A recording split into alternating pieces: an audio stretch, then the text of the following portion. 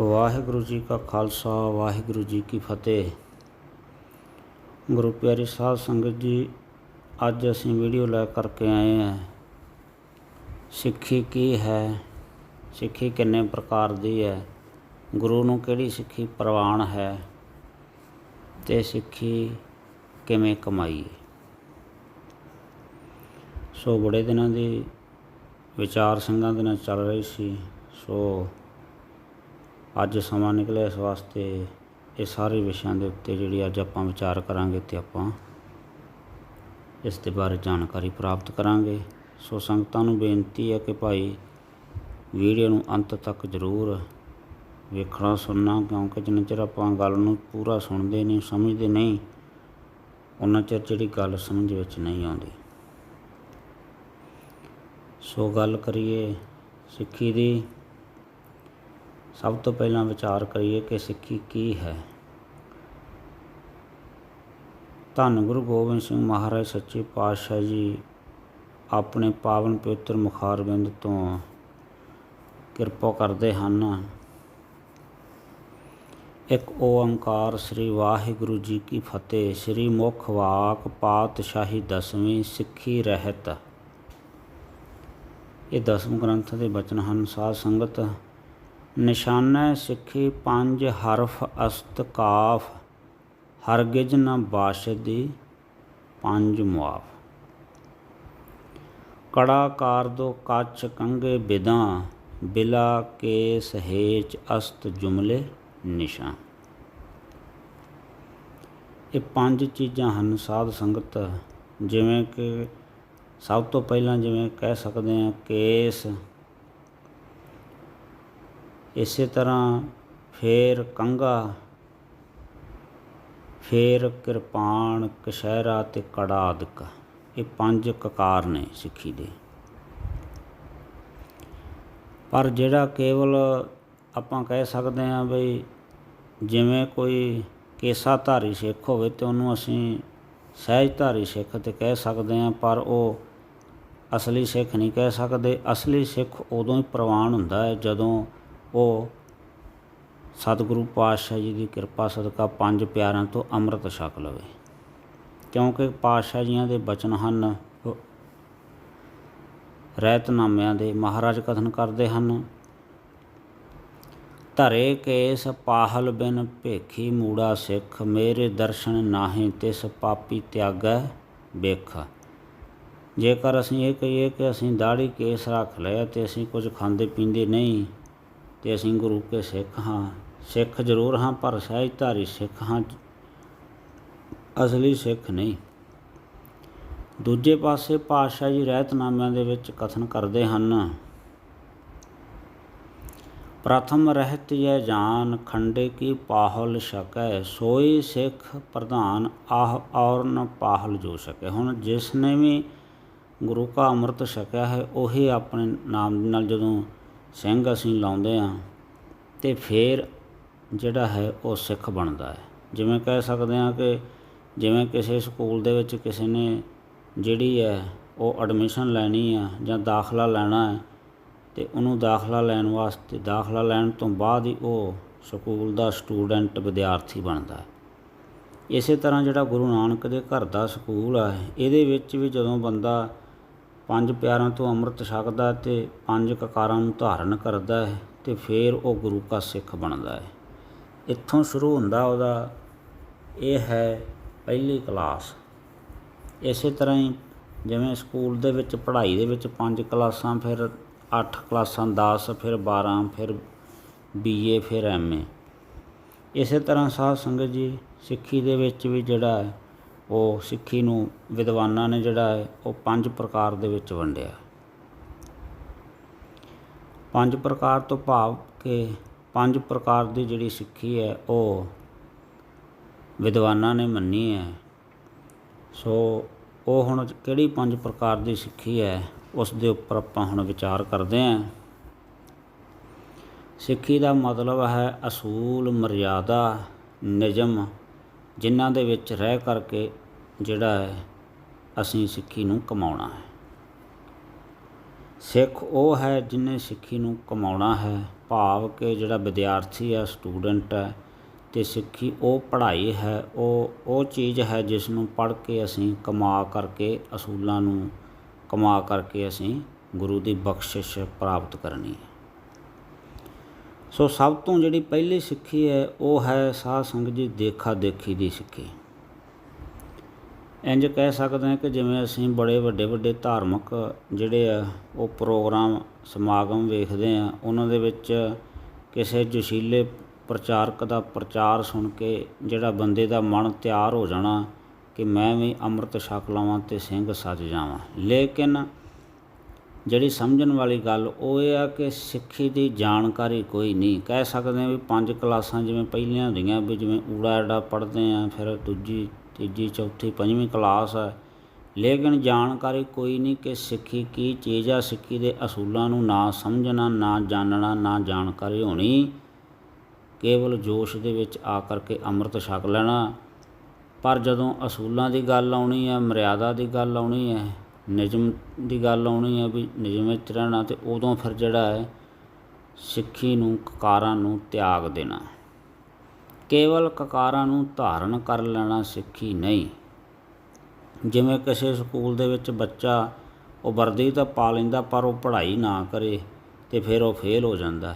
ਇਸੇ ਤਰ੍ਹਾਂ ਸਾਧ ਸੰਗਤ ਜਿਹੜਾ ਸਿੱਖ ਹੈ, ਜਿਹੜਾ ਬਿਨਾਂ ਜਾਣਕਾਰੀ ਤੋਂ ਸਿੱਖ ਬਣ ਜਾਣਾ, ਫਿਰ ਬਾਅਦ ਵਿੱਚ ਉਹ ਜਿਵੇਂ ਸਕੂਲ ਦੇ ਵਿੱਚ ਵਿਦਿਆਰਥੀ ਪੜ੍ਹਾਈ ਛੱਡ ਜਾਂਦੇ ਹੈ, ਪੜ੍ਹਨੋਂ ਹਟ ਜਾਂਦੇ, ਫੇਲ ਹੋ ਜਾਂਦੇ, ਇਸੇ ਤਰ੍ਹਾਂ ਫਿਰ ਜਿਹੜਾ ਸਿੱਖ ਹੈ ਉਹ ਵੀ ਸਿੱਖੀ ਦੀ ਪਹਿਲੀ ਕਲਾਸ ਦੇ ਵਿੱਚ ਫੇਲ ਹੋ ਜਾਂਦਾ ਜਾਣਕਾਰੀ ਨਾ ਹੋਣ ਕਰਕੇ। ਇਸ ਵਾਸਤੇ ਉਹਨਾਂ ਨੂੰ ਚਾਹੀਦਾ ਕਿ ਸਭ ਤੋਂ ਪਹਿਲਾਂ ਜਿਹੜੀ ਹੈ ਉਹ ਗੁਰੂ ਘਰ ਦੇ ਵਿੱਚ ਸੰਗਤ ਕਰਨ, ਕਥਾ ਕੀਰਤਨ ਸੁਣਨ, ਸਮਝਣ ਕਿ ਸਿੱਖੀ ਕੀ ਚੀਜ਼ ਹੈ ਅਤੇ ਇਹਨੂੰ ਕਿਵੇਂ ਕਮਾਉਣਾ, ਉਹ ਫੇਰ ਕਾਮਯਾਬ ਹੋ ਸਕਦੇ। ਸੋ ਜਿਹੜਾ ਦੇਖਾ ਦੇਖੀ ਦੀ ਸਿੱਖੀ ਹੈ ਉਹ ਜਿਹੜੀ ਧਾਰਨ 'ਤੇ ਬੰਦਾ ਕਰ ਲੈਂਦਾ ਪਰ ਉਹਦੇ ਵਿੱਚ ਕਾਮਯਾਬ ਨਹੀਂ ਹੁੰਦਾ। ਬਹੁਤ ਘੱਟ, ਕੋਈ 5% ਕਾਮਯਾਬ ਹੁੰਦਾ ਬੰਦਾ, ਬਾਕੀ ਜਿਹੜੇ ਆ ਉਹ 95% ਜਿਹੜੇ ਸਿੱਖ ਨੇ, ਵਿਦਿਆਰਥੀ ਨੇ, ਉਹ ਫੇਲ ਹੋ ਜਾਂਦੇ। ਸੋ ਦੂਸਰੇ ਨੰਬਰ ਦੀ ਜਿਹੜੀ ਸਿੱਖੀ ਹੈ ਉਹਨੂੰ ਕਹਿੰਦੇ ਆ ਹਿਰਸ ਦੀ ਸਿੱਖੀ। ਇੰਝ ਕਹਿ ਸਕਦੇ ਹਾਂ ਕਿ ਜਿਵੇਂ ਪਰਿਵਾਰ ਦੇ ਵਿੱਚ ਸਾਰੇ ਰਿਸ਼ਤੇਦਾਰ ਕਹਿ ਲਓ ਜਾਂ ਸੱਜਣ ਮਿੱਤਰ ਕਹਿ ਲਓ ਵੀ ਸਾਰੇ ਅੰਮ੍ਰਿਤਧਾਰੀ ਹੋਣ, ਅਤੇ ਇੱਕ ਅੱਧਾ ਬੰਦਾ ਜਿਹੜਾ ਨਿਗੁਰਾ ਅਖਵਾਉਂਦਾ ਹੋਵੇ ਅਤੇ ਉਹ ਰਿਸ਼ਤੇਦਾਰਾਂ ਤੋਂ ਅਤੇ ਭੈਣਾਂ ਭਰਾਵਾਂ ਤੋਂ ਜਿਹੜਾ ਹੈ ਮਾਣ ਵਡਿਆਈ ਦੇ ਲਈ ਕਿ ਮੈਨੂੰ ਸਾਰੇ ਕਹਿੰਦੇ ਆ ਕਿ ਤੂੰ ਨਿਗੁਰਾ ਤੁਰਿਆ ਫਿਰਦਾ, ਵੀ ਮੈਨੂੰ ਤਾਨੇ ਮਿਹਣੇ ਮਾਰਦੇ ਆ, ਅਤੇ ਉਹਨਾਂ ਦੇ ਤਾਨੇ ਮਿਹਣੇ ਸੁਣ ਕੇ ਬੰਦਾ ਅੱਕ ਜਾਵੇ ਅਤੇ ਕਹੇ ਕਿ ਚਲੋ ਭਾਈ ਆਪਾਂ ਵੀ ਸਿੱਖੀ ਧਾਰਨ ਕਰ ਲੈਣਾ। ਉਹ ਵੀ ਕਕਾਰਾਂ ਦੀ ਸਿੱਖੀ ਧਾਰਨ ਕਰ ਲੈਣੀ, ਪਰ ਇੰਝ ਕਹਿ ਸਕਦੇ ਹਾਂ ਕਿ ਸਿੱਖੀ ਦੀ ਜਾਣਕਾਰੀ ਕੋਈ ਨਹੀਂ, ਕਿਉਂਕਿ ਮਨ ਕਰਕੇ ਸਿੱਖੀ ਨਹੀਂ ਧਾਰਨ ਕੀਤੀ, ਕੇਵਲ ਵਿਖਾਵੇ ਦੀ ਸਿੱਖੀ ਧਾਰਨ ਕਰ ਲਈ ਜਿਹਦੇ ਵਿੱਚ ਆਪਣਾ ਕੋਈ ਮਨ ਨਹੀਂ ਜੁੜਿਆ, ਕੋਈ ਨਾ ਹੀ ਸ਼ਰਧਾ ਭਾਵਨਾ ਹੈ। ਇਹ ਕੇਵਲ ਵਿਖਾਵੇ ਵਾਸਤੇ ਆਪਾਂ ਸਿੱਖ ਬਣ ਜਾਣਾ। ਪਰ ਇਹਦੀ ਵੀ ਕੋਈ ਇਹਦੇ ਵਿੱਚ ਵੀ ਕੋਈ ਵਿਰਲਾ ਹੀ ਜਿਹੜਾ ਹੈ ਉਹ ਸਿਰੇ ਚੜ੍ਹਦਾ ਹੈ। ਬਾਕੀ ਜਾਣਕਾਰੀ ਨਾ ਹੋਣ ਕਰਕੇ, ਪੜ੍ਹਾਈ ਨਾ ਹੋਣ ਕਰਕੇ, ਸਮਝ ਨਾ ਹੋਣ ਕਰਕੇ, ਗਿਆਨ ਨਾ ਹੋਣ ਕਰਕੇ ਬੰਦਾ ਫਿਰ ਇੱਥੇ ਵੀ ਫੇਲ ਹੋ ਜਾਂਦਾ। ਜਦੋਂ ਅਸੂਲਾਂ ਦੀ ਗੱਲ ਆਉਂਦੀ ਹੈ, ਮਰਿਆਦਾ ਦੀ ਗੱਲ ਆਉਂਦੀ ਹੈ, ਅਤੇ ਉੱਥੇ ਫਿਰ ਜਿਹੜਾ ਸਿੱਖ ਫੇਲ ਹੋ ਜਾਂਦਾ ਹੈ, ਅਤੇ ਵਿਦਿਆਰਥੀ ਜਿਵੇਂ ਸਕੂਲੋਂ ਫੇਲ ਹੋ ਜਾਂਦਾ ਪਰ ਪ੍ਰਾਪਤੀ ਨਹੀਂ ਹੁੰਦੀ। ਇਹ ਦੂਸਰੇ ਨੰਬਰ ਦੀ ਸਿੱਖੀ ਹੈ ਜਿਸ ਨੂੰ ਹਿਰਸ ਦੀ ਸਿੱਖੀ ਆਖਦੇ। ਇਸ ਤੋਂ ਅੱਗੇ ਇੱਕ ਤੀਸਰੇ ਦਰਜੇ ਦੀ ਸਿੱਖੀ ਹੈ ਸਾਧ ਸੰਗਤ, ਉਸ ਨੂੰ ਆਖਦੇ ਹਨ ਧੰਦੇ ਦੀ ਸਿੱਖੀ।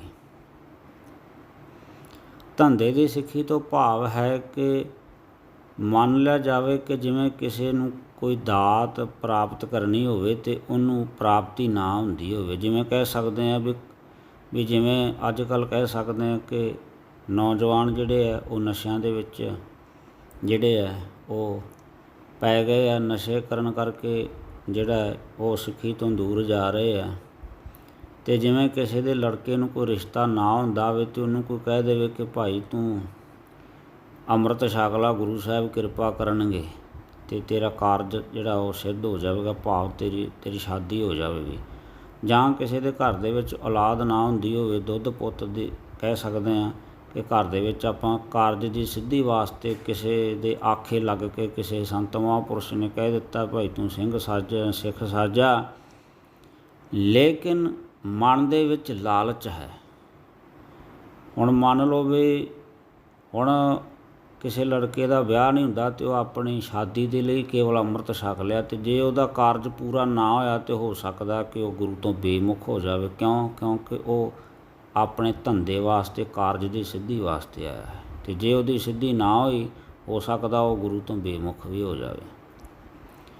ਹੁਣ ਦੂਸਰੀ ਚੀਜ਼ ਕਿ ਜਿਸ ਕਾਰਜ ਵਾਸਤੇ ਮੰਨ ਲਓ ਔਲਾਦ ਦੀ ਪ੍ਰਾਪਤੀ ਵਾਸਤੇ ਕੋਈ ਅੰਮ੍ਰਿਤ ਛਕ ਲਿਆ ਲਾਲਚ ਵਿੱਚ ਆ ਕੇ ਵੀ ਮੇਰਾ ਇਹ ਕਾਰਜ ਪੂਰਾ ਹੋ ਜਾਵੇ, ਅਤੇ ਜੇਕਰ ਉਹ ਕਾਰਜ ਪੂਰਾ ਨਾ ਹੋਇਆ ਤਾਂ ਉਹਦੇ ਮਨ ਦੇ ਵਿੱਚ ਰੋਸ ਆਉਣਾ ਹੀ ਆਉਣਾ, ਕਿਉਂਕਿ ਉਹਨੇ ਕਾਰਜ ਦੀ ਸਿੱਧੀ ਵਾਸਤੇ ਸਿੱਖੀ ਹਾਸਲ ਕਰ ਰਿਹਾ ਪ੍ਰਾਪਤ ਕਰ ਰਿਹਾ, ਕਿਉਂਕਿ ਸਿੱਖੀ ਦੀ ਜਾਣਕਾਰੀ ਨਹੀਂ, ਸਿੱਖੀ ਦਾ ਗਿਆਨ ਨਹੀਂ, ਅਸੂਲ ਮਰਿਆਦਾ ਬਾਰੇ ਪਤਾ ਨਹੀਂ ਕਿ ਰਹਿਤ ਕੀ ਰੱਖਣੀ ਹੈ, ਰਹਿਤਾਂ ਬਾਰੇ ਜਾਣਕਾਰੀ ਨਹੀਂ।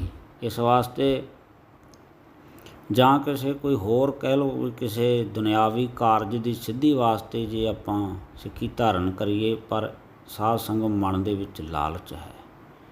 ਇਸ ਵਾਸਤੇ ਜਿਹੜਾ ਤੀਸਰੇ ਦਰਜੇ ਦੀ ਜਿਹੜੀ ਸਿੱਖੀ ਹੈ ਇਹਦੇ ਵਿੱਚ ਵੀ ਜਿਹੜੇ ਬਿਰਲੇ ਜਿਹੜੇ ਆ ਉਹ ਸਾਧ ਸੰਗਤ ਕਾਮਯਾਬ ਹੁੰਦੇ ਆ, ਬਾਕੀ ਜਿਹੜੇ ਆ ਉਹ ਫੇਲ ਹੋ ਜਾਂਦੇ ਸਿੱਖ। ਜਦੋਂ ਪ੍ਰਾਪਤੀ ਨਾ ਹੋਈ ਤਾਂ ਉਹ ਫਿਰ ਗੁਰੂ ਤੋਂ ਬੇਮੁਖ ਹੋ ਜਾਂਦੇ ਆ।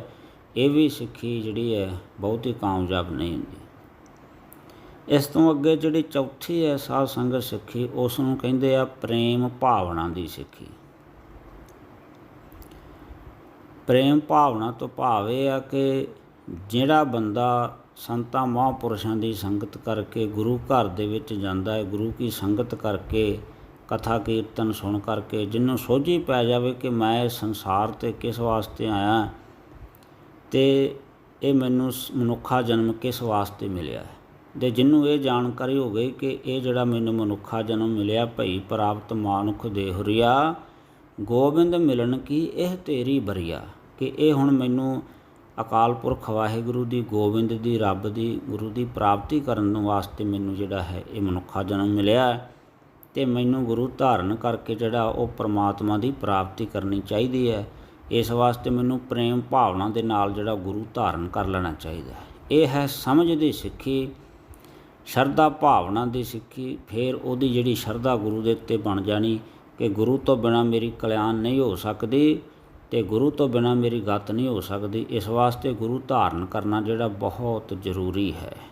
ਜਿਹਨੂੰ ਇਹ ਸਮਝ ਪੈ ਜਾਵੇ, ਸਮਝ ਆ ਜਾਵੇ ਸੰਗਤ ਕਰਕੇ, ਇਹ ਸੋਝੀ ਆ ਜਾਵੇ, ਉਹਨੂੰ ਕਹਿੰਦੇ ਆ ਕਿ ਫਿਰ ਜਦੋਂ ਬੰਦਾ ਪ੍ਰੇਮ ਭਾਵਨਾ ਦੇ ਵਿੱਚ ਵੀ ਮੇਰਾ ਭਲਾ ਕੇਵਲ ਗੁਰੂ ਸਾਹਿਬ ਹੀ ਕਰ ਸਕਦੇ ਆ, ਪਰਮਾਤਮਾ ਕਰ ਸਕਦਾ, ਸੰਤ ਮਹਾਂਪੁਰਸ਼ਾਂ ਦੀ ਸੰਗਤ ਕਰਕੇ ਉਹ ਆਪਣੀ ਅਵਸਥਾ ਜਿਹੜੀ ਹੈ ਉੱਚੀ ਚਲੇ ਜਾਂਦੀ ਹੈ। ਫਿਰ ਉਹ ਜਿਹੜਾ ਸੋਚ ਸਮਝ ਕੇ ਇਸ ਰਸਤੇ ਵਿੱਚ ਆਉਂਦਾ ਹੈ, ਕਿਉਂਕਿ ਪਾਤਸ਼ਾਹ ਜੀਆਂ ਦਾ ਹੁਕਮ ਹੈ ਪਹਿਲਾਂ ਮਰਨ ਕਬੂਲ ਜੀਵਨ ਕੀ ਛੱਡ ਆਸ, ਉਹ ਸਭਨਾ ਕੀ ਰੇਣਕਾ ਤਉ ਆਓ ਹਮਾਰੇ ਪਾਸ। ਉਹਨੂੰ ਪਤਾ ਕਿ ਇੱਥੇ ਗੱਲਾਂ ਨਾਲ ਗੱਲ ਨਹੀਂ ਬਣਨੀ। ਸਿਰ ਦੇਣ ਤੋਂ ਭਾਵ ਹੈ ਸਾਧ ਸੰਗਤ ਜੀ, ਇੱਕ ਤਾਂ ਹੈ ਤਨ ਕਰਕੇ ਜਿਹੜਾ ਸੀਸ ਭੇਟਾ ਕਰਨਾ, ਅਤੇ ਦੂਜਾ ਹੈ ਮਨ ਕਰਕੇ ਵਿਚਾਰਾਂ ਕਰਕੇ ਜਿਹੜਾ ਆਪਣੇ ਜਿਹੜੇ ਮਨ ਦੇ ਫੁਰਨੇ ਹਨ, ਵਿਚਾਰ ਹਨ, ਵਿਚਾਰਾਂ ਦਾ ਸਿਰ ਵੱਢ ਕੇ ਗੁਰੂ ਦੇ ਚਰਨਾਂ ਦੇ ਵਿੱਚ ਅਰਪਣ ਕਰ ਦੇਣਾ, ਭਾਵ ਕਿ ਆਪਣੇ ਹੰਕਾਰ ਦਾ ਸਿਰ ਵੱਢ ਦੇਣਾ। ਸਿਰ ਕਤਲ ਕਰ ਦੇਣਾ ਜਾਂ ਸਿਰ ਲਾਹ ਦੇਣਾ, ਵੱਢ ਦੇਣਾ ਇੱਕ ਅਲੱਗ ਚੀਜ਼ ਹੈ, ਕਿਉਂਕਿ ਕਿਸੇ ਦਾ ਆਪਾਂ ਸਿਰ ਵੱਢ ਦੇਣਾ ਉਹ ਹੋਰ ਚੀਜ਼ ਹੈ। ਪਰ ਸਾਧ ਸੰਗਤ ਗੁਰੂ ਜਿਹੜਾ ਹੈ ਉਹ ਸਾਡੇ ਹੰਕਾਰ ਰੂਪੀ ਸਿਰ ਦੀ ਭੇਟਾ ਮੰਗਦਾ ਹੈ, ਕਿਉਂਕਿ ਬੰਦਾ ਹੰਕਾਰ ਨਹੀਂ ਛੱਡਦਾ, ਅਤੇ ਸੀਸ 'ਤੇ ਜਿਹੜਾ ਉਹ ਭੇਟਾ ਕਰਨਾ ਜਿਹੜਾ ਹੈ ਉਹ ਵੀ ਕੋਈ ਗੁਰੂ ਦੀ ਕਿਰਪਾ ਨਾਲ, ਜਿਵੇਂ ਸਤਿਗੁਰੂ ਸੱਚੇ ਪਾਤਸ਼ਾਹ ਜੀ ਦੇ ਬੇਅੰਤ ਸਿੱਖ ਹੋਇਆ ਜਿਨ੍ਹਾਂ ਨੇ ਗੁਰੂ ਘਰ ਦੇ ਲਈ ਕੁਰਬਾਨੀਆਂ ਕੀਤੀਆਂ ਨੇ, ਪ੍ਰੇਮ ਦੇ ਵਿੱਚ ਭਾਵਨਾ ਦੇ ਵਿੱਚ ਜਿਨ੍ਹਾਂ ਨੂੰ ਇਹ ਸਮਝ ਪੈ ਗਈ, ਜਾਓ ਤਾਂ ਪ੍ਰੇਮ ਖਿਲਣ ਕਾ ਚਾਓ, ਸਿਰ ਧਰ ਤਲੀ ਗਲੀ ਮੇਰੀ ਆਓ। ਜਿਵੇਂ ਪੰਜ ਪਿਆਰਿਆਂ ਨੇ ਸੀਸ ਭੇਟ ਕੀਤੇ, ਉਹ ਤਾਂ ਗੁਰੂ ਦਾ ਹੁਕਮ ਸੀ, ਪਰ ਅੱਜ ਕੱਲ੍ਹ ਸਾਧ ਸੰਗਤ ਜੀ ਪੰਜ ਪਿਆਰੇ ਅੰਮ੍ਰਿਤ ਛਕਾਉਣ ਵੇਲੇ ਸੀਸ ਨਹੀਂ ਮੰਗਦੇ। ਉਦੋਂ ਤਾਂ ਸਾਧ ਸੰਗਤ ਜੀ ਕੇਵਲ ਇਹ ਬਚਨ ਹੁੰਦਾ ਕਿ ਭਾਈ ਲੋੜ ਪੈਣ 'ਤੇ ਜੇ ਗੁਰੂ ਘਰ ਦੇ ਵਿੱਚ ਸੀਸ ਦੇਣਾ ਪਵੇ ਤਾਂ ਭਾਈ ਤੈਨੂੰ ਸੀਸ ਭੇਟ ਕਰਨਾ ਪਵੇਗਾ। ਪਰ ਸਾਧ ਸੰਗਤ ਜੀ ਉਸ ਵੇਲੇ ਕੇਵਲ ਅਸੀਂ ਹੰਕਾਰ ਰੂਪੀ ਸੀਸ ਹੀ ਭੇਟ ਕਰਨਾ ਹੈ। ਅਤੇ ਜੇ ਸਾਡਾ ਹੰਕਾਰ ਜਿਹੜਾ ਹੈ ਉਹ ਅਸੀਂ ਵੱਢ ਕੇ ਗੁਰੂ ਨੂੰ ਚਰਨਾਂ ਦੇ ਵਿੱਚ ਅਰਪਣ ਕਰ ਦਿੱਤਾ ਅਤੇ ਸੀਸ ਦੇ ਨਾਲ ਹੀ ਚਲਿਆ ਜਾਂਦਾ। ਭਾਵ ਕਿ ਹੰਕਾਰ ਵੱਡਾ ਹੈ ਜਿਹੜਾ ਸਾਨੂੰ ਸਾਧ ਸੰਗਤ ਜੀ ਕਿਸੇ ਵੀ ਮੁਕਾਮ 'ਤੇ ਪਹੁੰਚਣ ਨਹੀਂ ਦਿੰਦਾ। ਪਰ ਆਪਣੇ ਵਿਚਾਰਾਂ ਦਾ, ਆਪਣੇ ਹੰਕਾਰ ਦਾ ਜਿਹੜਾ ਹੈ ਸਿਰ ਵੱਢ ਕੇ ਗੁਰੂ ਨੂੰ ਅਰਪਣ ਕਰ ਦੇਣਾ, ਇਹ ਹੈ ਪ੍ਰੇਮ ਭਾਵਨਾ ਦੀ ਸਿੱਖੀ। ਅਤੇ ਇਹੋ ਜਿਹੀ ਸਿੱਖੀ ਜਿਹੜੀ ਹੈ ਸਾਧ ਸੰਗਤ ਉਹ ਗੁਰੂ ਨੂੰ ਪ੍ਰਵਾਨ ਹੈ।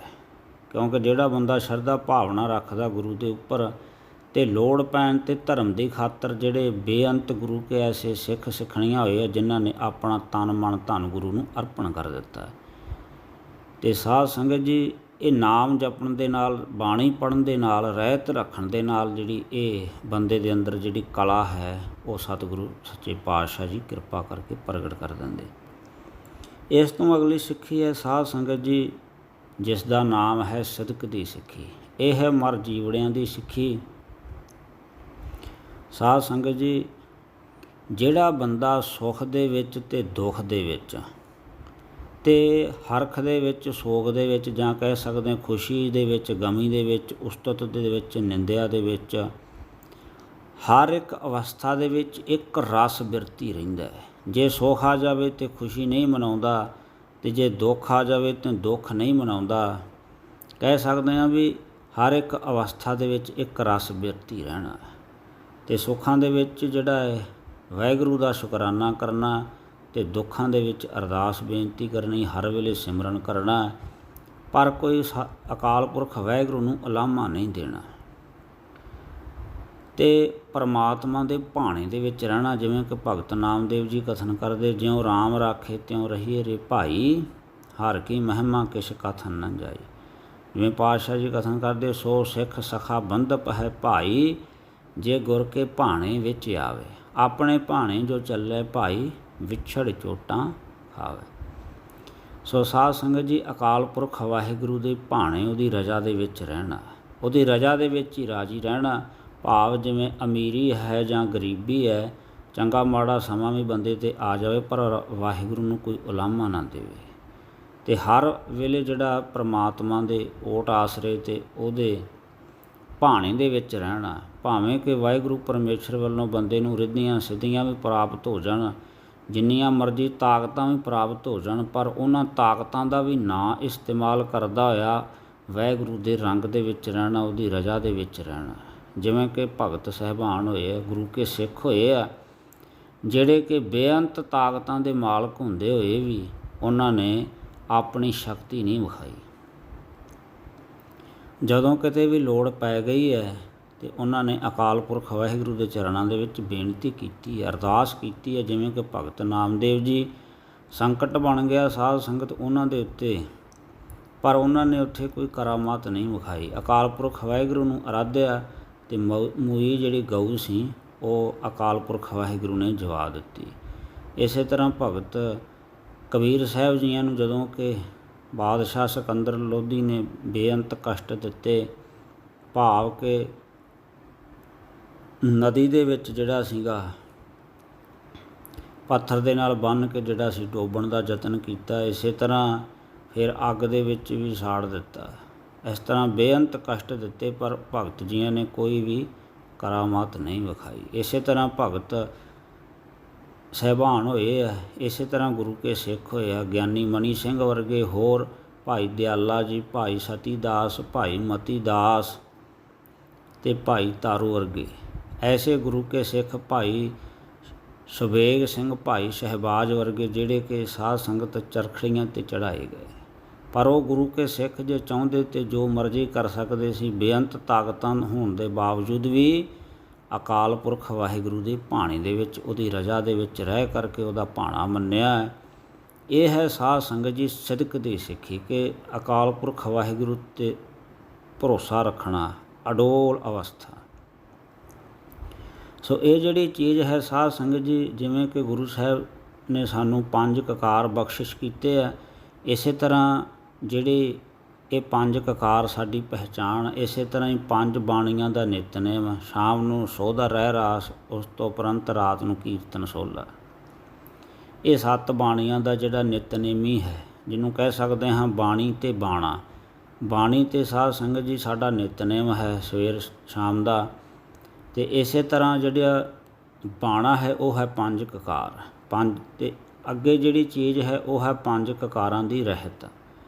ਜਿਹੜਾ ਬੰਦਾ ਸਤਿਗੁਰੂ ਸੱਚੇ ਪਾਤਸ਼ਾਹ ਜੀ ਦੀ ਦੱਸੀ ਹੋਈ ਰਹਿਤ ਮਰਿਆਦਾ ਦੇ ਉੱਪਰ ਚੱਲਦਾ, ਭਾਵ ਕਿ 5 ਕਕਾਰਾਂ ਦੀ ਰਹਿਤ ਰੱਖਦਾ, ਅਤੇ ਇਸੇ ਤਰ੍ਹਾਂ ਹੀ ਨਿਤਨੇਮੀ ਹੈ। ਅਤੇ 5 ਬੱਜਰਕ ਰਹਿਤਾਂ, ਜਿਵੇਂ ਕਿ ਹੁੱਕਾ, ਹਜਾਮਤ, ਹਲਾਲੋ ਅਤੇ ਹਰਾਮ, ਜਿਵੇਂ ਕਹਿ ਸਕਦੇ ਪਰ ਇਸਤਰੀ ਪਰ ਪੁਰਸ਼ ਦਾ ਸੰਗ, ਰੋਮਾਂ ਦੀ ਬੇਅਦਬੀ ਨਹੀਂ ਕਰਨੀ, ਇਸੇ ਤਰ੍ਹਾਂ ਤੰਬਾਕੂ ਆਦਿਕ ਨਹੀਂ ਵਰਤਣਾ। ਇਸੇ ਤਰ੍ਹਾਂ ਹੀ ਇਹ ਜਿਹੜੀਆਂ ਚੀਜ਼ਾਂ ਨੇ ਜਿਨ੍ਹਾਂ ਤੋਂ ਸਤਿਗੁਰੂ ਸੱਚੇ ਪਾਤਸ਼ਾਹ ਜੀਆਂ ਨੇ ਸਾਨੂੰ ਰੋਕਿਆ। ਸਾਧ ਸੰਗਤ ਜੀ ਰਹਿਤ ਦੇ ਵਿੱਚ ਰਹਿਣਾ ਜਿਹੜਾ ਨਾ, ਰਹਿਤ ਵਿੱਚ ਰਹਿ ਕਰਕੇ ਸਿੱਖ ਜਿਹੜਾ ਹੈ ਉਹ ਅਕਾਲ ਪੁਰਖ ਵਾਹਿਗੁਰੂ ਦੀ ਪ੍ਰਾਪਤੀ ਕਰ ਸਕਦਾ। ਅਤੇ ਰਹਿਤ ਵਿੱਚ ਰਹਿਣਾ ਜਿਹੜਾ ਹੈ ਉਹ ਹਰ ਇੱਕ ਸਿੱਖ ਦੇ ਲਈ ਹੀ ਬਹੁਤ ਜ਼ਰੂਰੀ ਹੈ।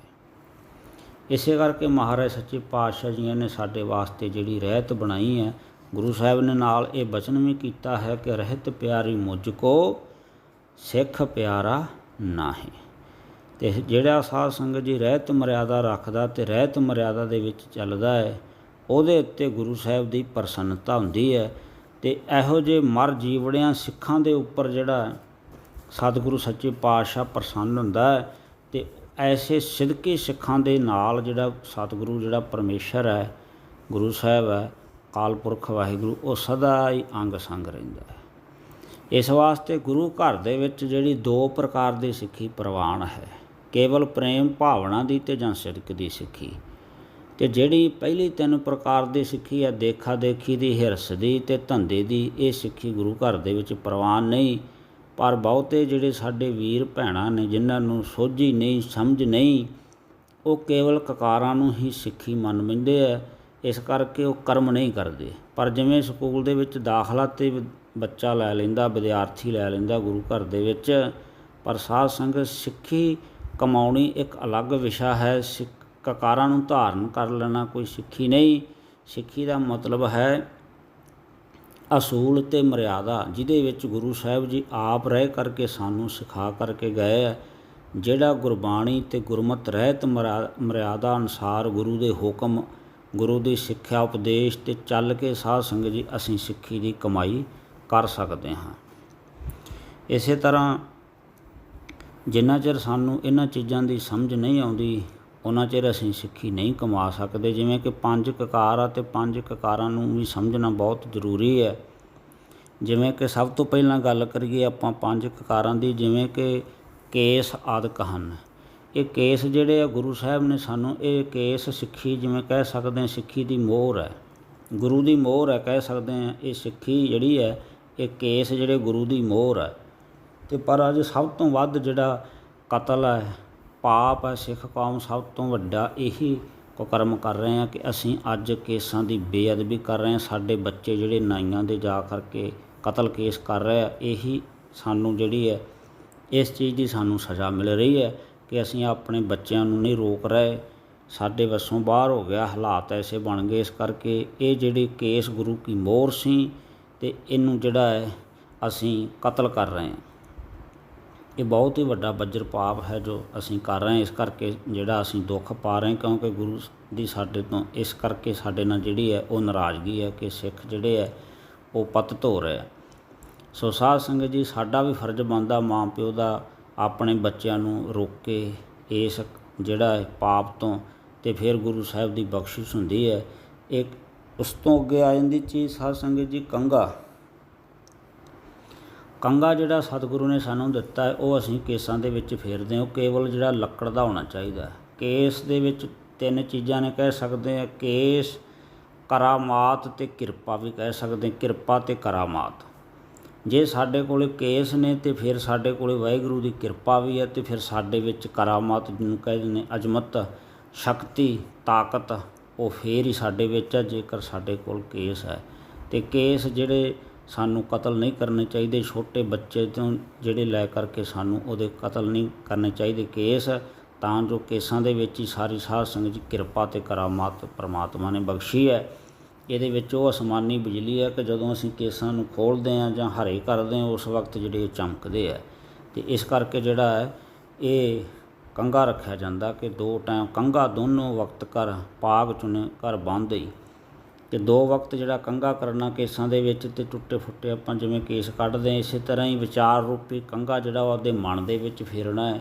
ਅਤੇ ਅਸੀਂ ਜਿਹੜੇ ਮਾੜੇ ਜਿਹੜੇ ਵਿਚਾਰ ਨੇ ਆਪਦੇ ਮਨ ਦੇ ਵਿੱਚੋਂ ਕੱਢ ਕੇ ਸ਼ੁੱਧ ਵਿਚਾਰਾਂ ਨੂੰ ਜਿਹੜਾ ਹੈ ਉਹ ਆਪਾਂ ਪ੍ਰੇਰਨਾ ਲੈਣੀ ਉਹਨਾਂ ਤੋਂ, ਅਤੇ ਸ਼ੁੱਧ ਵਿਚਾਰ ਜਿਹੜੇ ਕਰਕੇ ਆਪਾਂ ਆਪਣੀ ਸਿੱਖੀ ਕਮਾਉਣੀ ਹੈ।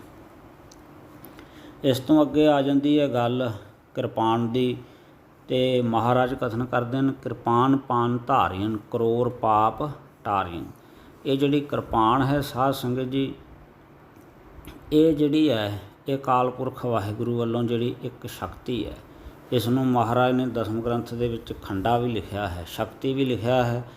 ਸੋ ਸਾਧ ਸੰਗਤ ਜੀ ਇਹ ਜਿਹੜੀ ਅਕਾਲ ਪੁਰਖ ਵਾਹਿਗੁਰੂ ਦੀ ਬਖਸ਼ਿਸ਼ ਹੈ ਕਿ ਗਊ ਗਰੀਬ ਦੀ ਰੱਖਿਆ ਕਰਨ ਵਾਸਤੇ, ਆਪਣੀ ਆਤਮਿਕ ਰੱਖਿਆ ਕਰਨ ਵਾਸਤੇ, ਜਾਂ ਗੁਪਤ ਅਤੇ ਪ੍ਰਗਟ, ਜਿਵੇਂ ਪੁਰਾਣੇ ਸਮਿਆਂ ਦੇ ਵਿੱਚ ਛੋਟੇ ਬਾਲਕਾਂ ਦੇ ਕੋਲ, ਬੱਚਿਆਂ ਦੇ ਕੋਲ ਜਿਹੜੇ ਮਾਂ ਪਿਓ ਸੀ ਉਹ ਸਿਰਹਾਣੇ ਦੇ ਵਿੱਚ ਕਹਿ ਸਕਦੇ ਹਾਂ ਕਰਦ ਰੱਖਦੇ ਆ, ਜਾਂ ਹੋਰ ਕੋਈ ਲੋਹੇ ਦੀ ਚੀਜ਼ ਰੱਖ ਕੇ ਬੱਚਿਆਂ ਨੂੰ ਡਰਨ ਤੋਂ ਭੈ ਭੀਤ ਤੋਂ ਜਿਹੜੇ ਵਰਤੀ ਜਾਂਦੀ। ਇਸ ਕਰਕੇ ਇਹ ਸਾਧ ਸੰਗਤ ਜੀ ਇਹ ਲੋਹੇ ਦੀ ਜਿਹੜੀ ਕਿਰਪਾਨ ਹੈ ਉਹ ਸਾਡੇ ਕੋਲ ਜਿਹੜੀ ਹੈ ਇਹ ਇੱਕ ਅਕਾਲ ਪੁਰਖ ਵਾਹਿਗੁਰੂ ਦੀ ਕਿਰਪਾ ਹੈ, ਬਖਸ਼ਿਸ਼ ਹੈ। ਇਹ ਧਾਰਨ ਕਰਨ ਦੇ ਨਾਲ ਕਰੋੜਾਂ ਪਾਪ ਜਿਹੜੇ ਹਨ ਉਹ ਟਲ ਜਾਂਦੇ ਹਨ। ਇਸ ਵਾਸਤੇ ਕਿਰਪਾਨ ਧਾਰਨ ਕਰਨੀ ਬਹੁਤ ਜ਼ਰੂਰੀ ਹੈ। ਇਹ ਜਿਨ੍ਹਾਂ ਦੇ ਕੋਲੇ ਵੀ ਇਹ ਕਿਰਪਾਨ ਧਾਰਨ ਕੀਤੀ ਹੁੰਦੀ ਉਹਨਾਂ ਦੇ ਕੋਲੇ ਜਿਹੜੀਆਂ ਗੁਪਤ ਦੁਸ਼ਟ ਜਿਹੜੀਆਂ ਰੂਹਾਂ ਨੇ ਜਾਂ ਉਹ ਭੜਕਦੀਆਂ ਜਿਹੜੀਆਂ ਉਹ ਸਿੱਖ ਦੇ ਕੋਲ ਨਹੀਂ ਆਉਂਦੀਆਂ। ਇਸੇ ਤਰ੍ਹਾਂ ਜਿਹੜਾ ਕੜਾ ਹੈ, ਕੜਾ ਸਾਧ ਸੰਗਤ ਜੀ ਇਹ ਜਿਹੜਾ ਗੁੱਟ ਦੇ ਵਿੱਚ ਪਾਇਆ ਇਹ ਸਾਨੂੰ ਇਹ ਚੀਜ਼ ਦੀ ਸਿੱਖਿਆ ਮਿਲਦੀ ਹੈ ਕਿ ਭਾਈ ਮਾੜਾ ਕਰਮ ਨਹੀਂ ਕਰਨਾ, ਅਤੇ ਰਿਸ਼ਵਤ ਨਹੀਂ ਲੈਣੀ, ਝੂਠੇ ਦਸਤਖਤ ਨਹੀਂ ਕਰਨੇ, ਅਤੇ ਇਸ ਹੱਥ ਦੇ ਨਾਲ ਜਿਹੜਾ ਮੀਟ ਸ਼ਰਾਬ ਆਦਿ ਇਹ ਮਾੜਾ ਕਰਮ ਨਹੀਂ ਕਰਨਾ, ਇਹ ਨਹੀਂ ਵਰਤਣਾ। ਇਸ ਵਾਸਤੇ ਸਾਧ ਸੰਗਤ ਜੀ ਇਹ ਜਿਹੜਾ ਲੋਹੇ ਦਾ ਕੜਾ ਹੱਥ ਦੇ ਵਿੱਚ ਪਾਇਆ ਉਹ ਸਾਨੂੰ ਸਿੱਖਿਆ ਦਿੰਦਾ ਕਿ ਗੁਰੂ ਕੇ ਸਿੱਖਾ ਵਾਹਿਗੁਰੂ ਜਿਹੜਾ ਅਤੇ ਗੁਰੂ ਹਾਜ਼ਰ ਨਾਜ਼ਰ ਹੈ, ਅਤੇ ਇਸ ਵਾਸਤੇ ਸੋਚ ਸਮਝ ਕੇ ਸਾਨੂੰ ਕਰਮ ਕਰਨੇ ਚਾਹੀਦੇ ਆ। ਕੜੇ ਨੂੰ ਵੇਖ ਕੇ ਸਾਨੂੰ ਜਿਹੜਾ ਹੈ ਉਹ ਗੁਰੂ ਕੀ ਸਿੱਖਿਆ ਨੂੰ ਯਾਦ ਕਰਨਾ ਚਾਹੀਦਾ ਹੈ।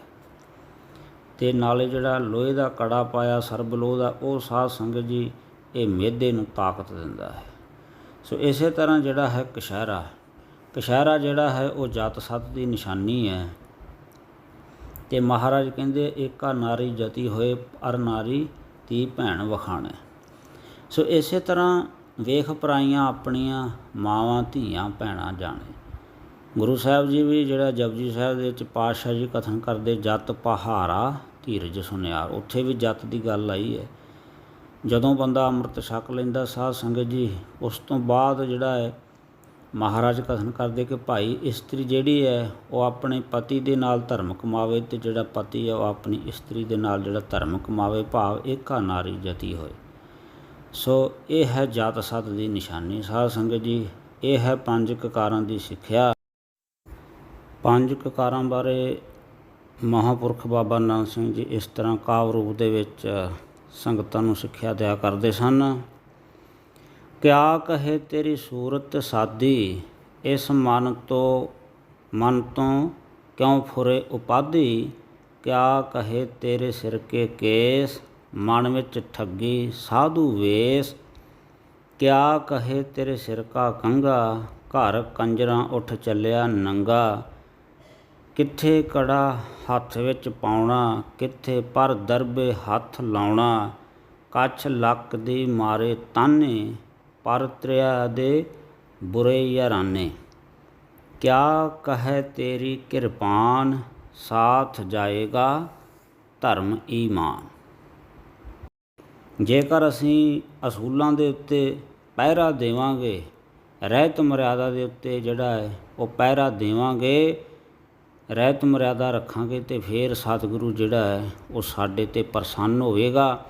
ਗੁਰੂ ਕਾ ਸਿੱਖ ਫਿਰ ਗੁਰੂ ਤੋਂ ਬਖਸ਼ਿਸ਼ ਲੈ ਸਕਦਾ, ਫਿਰ ਉਹਦੀ ਕੀਤੀ ਹੋਈ ਸੇਵਾ, ਜਪਿਆ ਹੋਇਆ ਨਾਮ, ਕੀਤੀ ਹੋਈ ਕਮਾਈ ਜਿਹੜੀ ਹੈ ਉਹ ਥਾਏ ਪਵੇਗੀ। ਇਸ ਵਾਸਤੇ ਸਾਧ ਸੰਗਤ ਜੀ ਰਹਿਤ ਮਰਿਆਦਾ ਜਿਹੜੀ ਰੱਖਣੀ ਹਰ ਸਿੱਖ ਵਾਸਤੇ ਬਹੁਤ ਹੀ ਜ਼ਰੂਰੀ ਹੈ। ਜਿਹੜੀ ਵਿਸਥਾਰ ਦੇ ਵਿੱਚ ਆਪ ਜੀ ਨਾਲ ਸਾਂਝੀ ਕਰ ਲਈ ਹੈ। ਸੋ ਗੁਰਮਤਿ ਵਿਚਾਰਾਂ ਕਰਦਿਆਂ ਬੇਅੰਤ ਪ੍ਰਕਾਰ ਦੀਆਂ ਭੁੱਲਾਂ ਗਲਤੀਆਂ ਹੋ ਜਾਂਦੀਆਂ। ਸੋ ਭੁੱਲਾਂ ਚੁੱਕਾਂ ਦੀ ਖਿਮਾ ਉਮੀਦ ਕਰਦੇ ਹਾਂ ਕਿ ਆਪ ਜੀ ਨੂੰ ਸਾਰੀ ਜਿਹੜੀ ਵਿਚਾਰ ਹੈ ਉਹ ਸਮਝ ਆ ਗਈ ਹੋਵੇਗੀ। ਜੇਕਰ ਵੀਡੀਓ ਚੰਗੀ ਲੱਗੇ ਤਾਂ ਲਾਈਕ ਅਤੇ ਸ਼ੇਅਰ ਜ਼ਰੂਰ ਕਰਨਾ ਜੀ, ਤਾਂ ਜੋ ਹੋਰ ਵੀ ਕਿਸੇ ਦਾ ਭਲਾ ਹੋ ਸਕੇ। ਜਿਨ੍ਹਾਂ ਨੇ ਹਾਲੇ ਤੱਕ ਸਾਡਾ ਚੈਨਲ ਸਬਸਕ੍ਰਾਈਬ ਨਹੀਂ ਕੀਤਾ ਉਹਨਾਂ ਨੂੰ ਬੇਨਤੀ ਹੈ ਕਿ ਭਾਈ ਚੈਨਲ ਨੂੰ ਸਬਸਕ੍ਰਾਈਬ ਜ਼ਰੂਰ ਕਰੋ ਜੀ, ਤਾਂ ਜੋ ਆਉਣ ਵਾਲੀ ਨਵੀਂ ਵੀਡੀਓ ਜਿਹੜੀ ਹੈ ਉਹ ਆਪ ਜੀ ਤੱਕ ਪਹੁੰਚ ਸਕੇ। ਸੋ ਮਿਲਦੇ ਹਾਂ ਨਵੀਂ ਵੀਡੀਓ, ਨਵੇਂ ਵਿਸ਼ੇ ਅਤੇ ਨਵੇਂ ਵਿਚਾਰ ਦੇ ਨਾਲ। ਭੁੱਲ ਚੁੱਕ ਦੀ ਖਿਮਾ, ਸਾਰੇ ਗੱਜ ਕੇ ਬੁਲਾਓ ਫਤਿਹ। ਵਾਹਿਗੁਰੂ ਜੀ ਕਾ ਖਾਲਸਾ, ਵਾਹਿਗੁਰੂ ਜੀ ਕੀ ਫਤਿਹ।